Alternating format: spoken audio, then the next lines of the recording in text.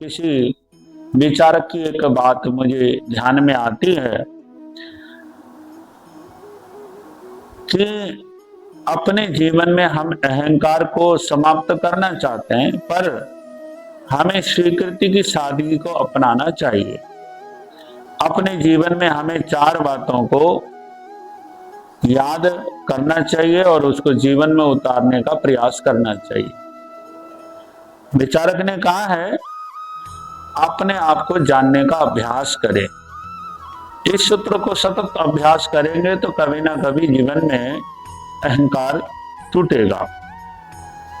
संयोगों को साधन माने, साध्य नहीं माने। जीवन में बहुत सारे संयोग मिलते हैं, लेकिन व्यक्ति जब साध्य मानता है उसको तो वो दुखी होता है। तो इसीलिए ज्ञानी जन कहते हैं कि साधनों को सिर्फ साधन ही माने, साध्य ना माने। तो ऐसा करने पर जीवन में अहंकार टूटता है। तीसरा सूत्र बताया कि अहंकार को तोड़ने को विनम्रता को अपने जीवन व्यवहार में ले आएं, अर्थात अपने जीवन का आदर्श विनम्रता को ही लाएं। कहते हैं कि सूक्ष्म विकास न मूर्खास न नमंति कदातन। कहते हैं जैसे सूखा टूट सकता है, छूट सकता है, चूर चूर हो सकता है, लेकिन वो झुक नहीं सकता। तो ऐसा व्यवहार जीवन में कोई भी फलदायी नहीं होता, ये अहंकारी का लक्षण होता है। तो जीवन में हमें नम्रता होना चाहिए।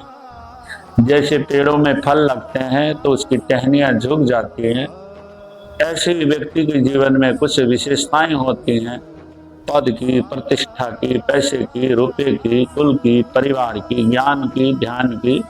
यदि ऐसी सारी चीजें हैं तो उस पर व्यक्ति को गुमान नहीं करना चाहिए। अच्छी विशेषताएं हैं तो जैसे पेड़ में फल लगने पर टहनी झुक जाती है, ऐसे ही ज्ञानी को भी झुकना चाहिए।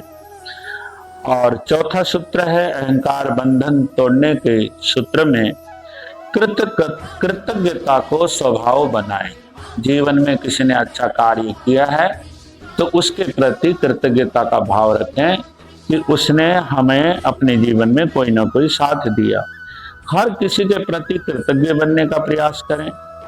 कोई भी कुछ भी बात कहे तो उसके प्रति अपनी ओर से कृतज्ञता ज्ञापित करें और आभार प्रकट करने की आदत डालें, धन्यवाद देने की आदत डालें, सामने वाले की श्रेष्ठता को स्वीकार करें।